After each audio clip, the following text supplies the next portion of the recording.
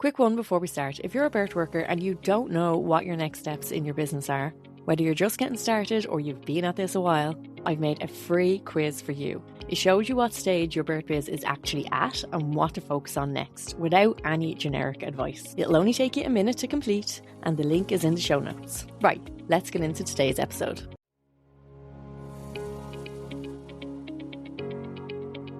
Hello and welcome back to the Pregnancy and Postnatal Entrepreneurs Collective podcast. I'm your host, Neve Cassidy, and this is the first episode I'm recording since I got back into my house and I am in my brand new office. If you are watching on YouTube, you can see it's not really quite set up yet, but I'll just give you a little tour. So I have my window here behind me, and at the moment my teddies are on the radiator. I'm going to get some shelves and some nice floral kind of stuff for over there, and there's the door, and then I've just got a pile of mess down there. So that has all my antenatal education stuff in it, all my tech stuff, my printers on the floor down there. I'm still using my IKEA desk, so I am going to get a built-in desk. It'll be built into this whole corner here, and I'll have a lot more space. So I am really looking forward to the office being properly set up.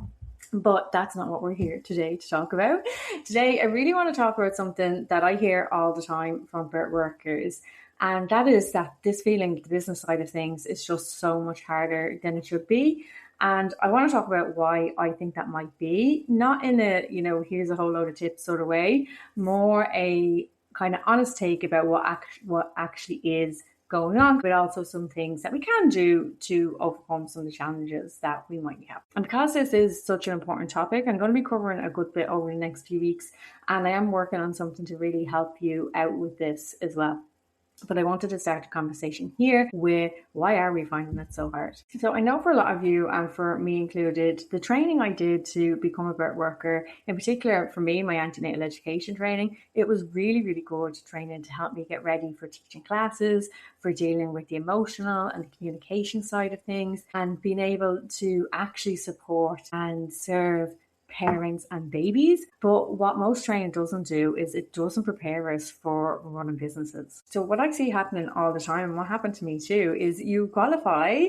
So you do your training, your dual training, your antenatal training, your human birthing training, whatever it is. And then you are really excited and you're expecting all this momentum, and you're doing all the things that you've been told to do, social media, website, flyers, linking in with different doctors, but it feels like you're just shouting into the void. And as that happens, that excitement starts to wear off, and it just makes you give way to all these feelings of self-doubt and not being good enough. I know that because I went through it too. When I first qualified, I was cancelling more classes than I was running, or I was doing a one-to-one class for a group price because I only got one couple to sign up, and I didn't want to let them down, but I also didn't want to charge them a higher price. And I really did start to wonder, was it me? Was I just not good enough? Or was it that people didn't want what I was offering? Were people just not willing to pay? And I had so many questions that I just couldn't figure out what was going on. And to skip a bit ahead, when I did start figuring it out, when I did start doing well, and then other people, like people who qualified with me and just other people who I was meeting, other birth workers, were asking me advice about how to do the same. But what I was seeing a lot of the time was birth workers who had qualified actually quitting the work. And this came up really intensely for me recently. I've seen quite a few posts of people who I follow who are saying that they're closing down their businesses. And it's just really sad to see that happen. People who've been renting premises and have decorated them, and then they're shutting down their premises. And even more so, I was talking to a client recently, and she was telling me, and she's not qualified that long, that of the people, the 18 people that she trained with as a postnatal doula, she is the only one that is actually practicing, who's actually working. Everybody else has quit. And she says they've quit because they couldn't get the business off the ground. They feel that nobody wants to hire postnatal doulas here, that there just isn't availability of business. But here's the thing, she's booked out. So the business is definitely there. But what I keep seeing is people paying all this money to do their training, being really, really excited, and then not being able to follow up with anything, not being able to figure out the business end. And it's not for want of trying, but what happens to a lot of people is they're finding that the generic business advice that they're trying to get, that people are seeking out advice to be able to find out how to run a business. But most business advice is built for a completely different type of businesses, and it doesn't it doesn't account for the things that are really important for us. It doesn't account for the ethical dimension. It doesn't account for the emotional labor that we put in. It doesn't account for the on-call reality that a lot of people do. And it doesn't account for the community dynamic that we are all working in. So if we look at that ethical dimension first, as care workers, most of us feel really uncomfortable with anything that feels like pushy or manipulative or fear-based marketing, which is a lot of what the advice that we're getting out there is to do. And I know it's a lot of advice that I got, not just from podcasts and stuff like that, but even from business mentors that I was working with through like the local enterprise services. I was told to do things that as an IBCLC, like I just couldn't do ethically, morally within the code. And when I tried to explain that, the mentor was kind of, they didn't get it. They were more like, well, listen, this is a business. What are you going to do? So what can happen is we can either follow the advice that we're being given, and then we start to feel awful or rejected, or actually it doesn't even work for this kind of business anyway, or we don't follow it and we say, well, listen, business advice doesn't work for birth workers. I just have to, on a wing and a prayer, people will just come to me if I put it out there. But that doesn't work either. Then there's the emotional labor involved in the work that we do. Like, we're not selling a product, we're not selling a cup, and we're selling a service and being trusted in one of the most significant times of someone's life. And that has to change everything about how we show up, how we price, and how we market, and how we set our boundaries as well. And none of that is spoken about in business advice that I've come across anyway. Then we have that on-call reality, and not just on-call for birth, which a lot of doulas obviously are, but being on-call for our own families, so that, because a lot of us are the stay-at-home parent as well as running these businesses. So sometimes advice about batching content, and I give that advice for people who can fit it in, who can schedule it in. But sometimes that advice about batching content or creating passive income, it sounds great.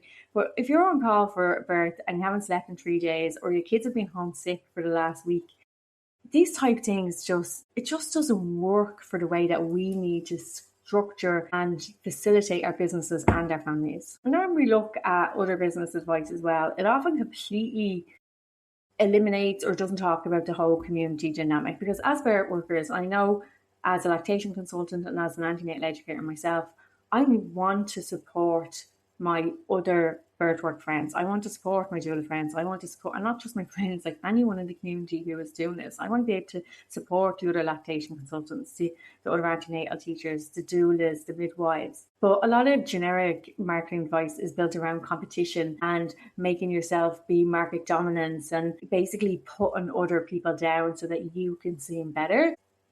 I don't know about you, or I'm pretty sure I do know about you, that's going to make you feel really uncomfortable and not be something that you want to do. When all of that happens and we're looking at all this generic business advice, we can start to think, well, I'm obviously just not cut out for business. Like, running a business isn't for me. But the reality is, not wanting to do all of that standard business advice isn't a weakness, and it doesn't mean that you're not cut out for business. It just means that you want to work within your integrity, which is an absolutely positive thing to do. And the good news is you can do that and have a successful business. So there are 3 really important things that you can do to really sit in this business and feel good about it and actually build it and grow as well at the same time. And the 3 things that we're going to focus on are looking at your clarity over your volume, consistency over perfection, getting support, and how support changes everything, because that is just so important in this community. So let's look at clarity over volume. So most people that I meet and that I talk to who are in this work, they're doing way too many things, but with like no direction of why they might be doing those things.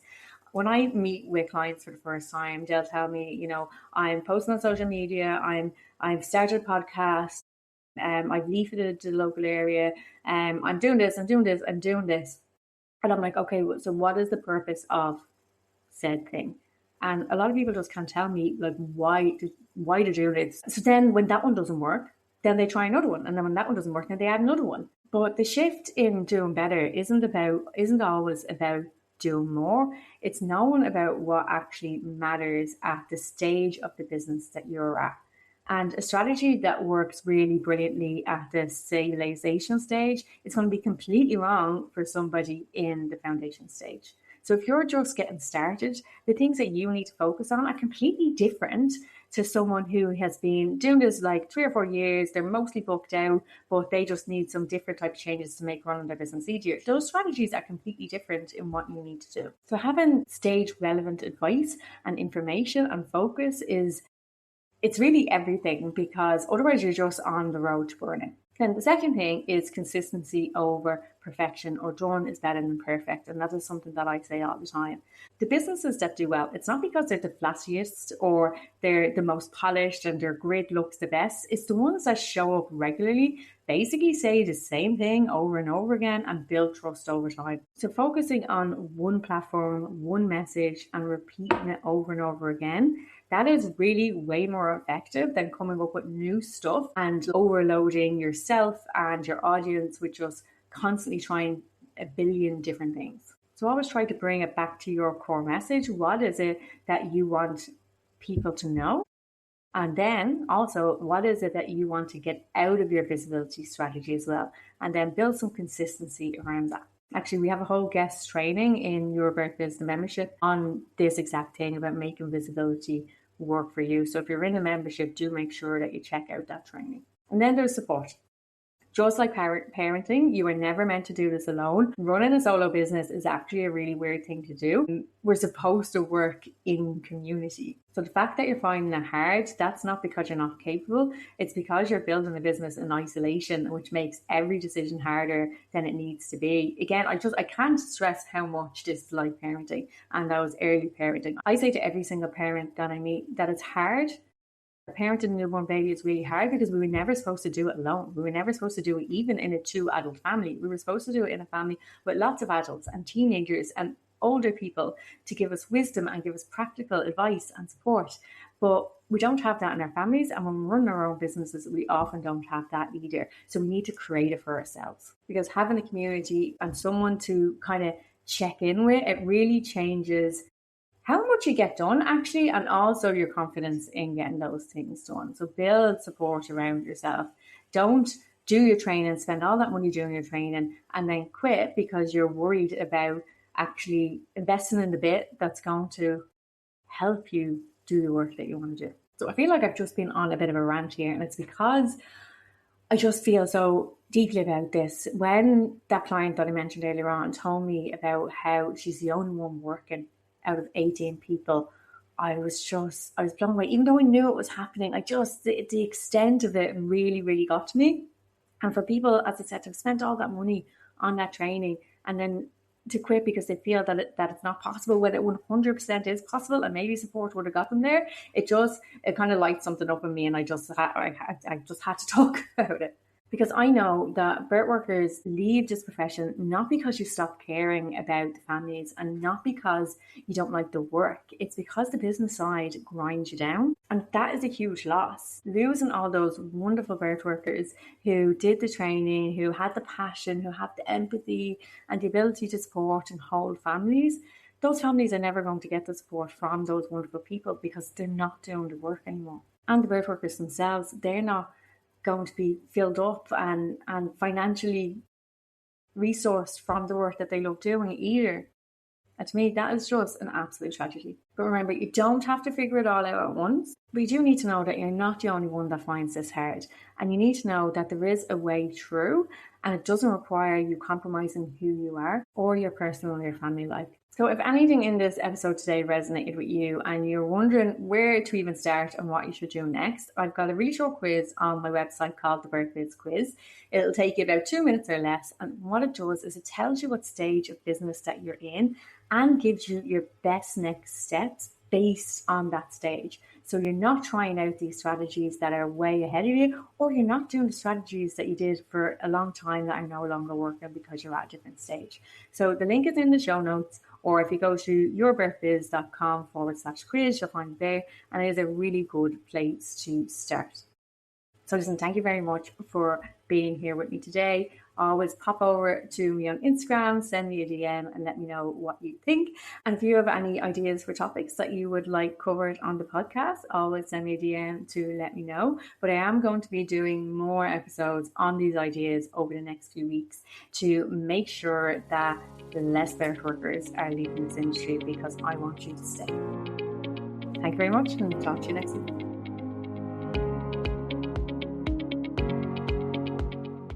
Before you go, if anything in today's episode had you nodding along or thinking, yeah, that's me, don't leave it there. My free quiz helps you see what stage your birth biz is actually at and what's worth your energy right now, so you're not second guessing every decision or following advice that doesn't fit. It'll only take you a minute to complete, so click the link in the show notes and find out your birth biz stage and what your best next steps are.